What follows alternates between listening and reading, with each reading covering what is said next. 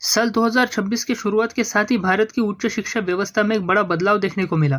University grants commission यानी UGC ने 15 जनवरी 2026 से यूजीसी इक्विलिटी रेगुलेशंस 2026 को पूरे देश में लागू कर दिया और इसके बाद से ही यह नया नियम शिक्षा जगत से लेकर सोशल मीडिया तक चर्चा और विवाद का मुद्दा बन गया।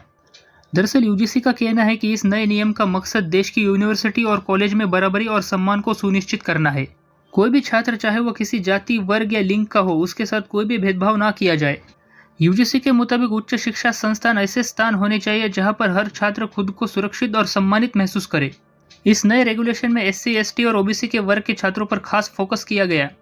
ये नियम साफ कहता है कि अगर किसी वर्ग के छात्र के साथ किसी भी तरह का भेदभाव होता है तो उस पर सख्त कार्रवाई की जाएगी। यूजीसी ने इसके लिए 2012 में बने पुराने नियमों को हटाकर नया कानून लागू किया। आयोग का मानना है कि अब पुराने नियम कमजोर पड़ चुके हैं और सही ढंग से लागू नहीं हो पा रहे हैं, इसलिए नए नियमों को ज़्यादा स्पष्ट, सख्त और प्रभावी बनाया गया है। अब हर यूनिवर्सिटी और कॉलेज में एक इक्विटी सेल बनाना अनिवार्य होगा। यही सेल छात्रों की शिकायतें सुनेगी, जांच भी करेगी और ज़रूरत पड़ने पर कार्रवाई भी सुनिश्चित करेगी। और खास बात यह है कि यह नियम सिर्फ सरकारी संस्थानों पर सीमित नहीं है। प्राइवेट कॉलेज और यूनिवर्सिटी, इन सभी पर यह नियम लागू होंगे।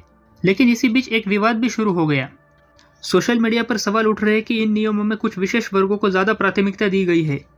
कई लोगों का कहना है कि जब भारतीय यूनिवर्सिटी लोकल रैंकिंग में पीछे है, तब ऐसे नियम शिक्षा की गुणवत्ता सुधारने के बजाय नई बहस खड़ी कर रहे हैं। सबसे ज़्यादा बहस ओबीसी वर्ग को लेकर हो रही है।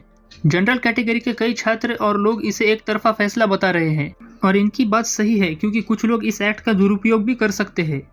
और उनका यह भी कहना है कि ओबीसी वर्ग को पहले से ही कई सुविधा मिल रही है और अब उन्हें पूरी तरह से भेदभाव पीड़ित मानना जनरल छात्रों के लिए अन्यायकारक हो सकता है। तो दोस्तों, इस पर आपको क्या लगता है? आप मुझे कमेंट करके ज़रूर बताइए और मेरे चैनल को सब्सक्राइब जरूर कीजिए।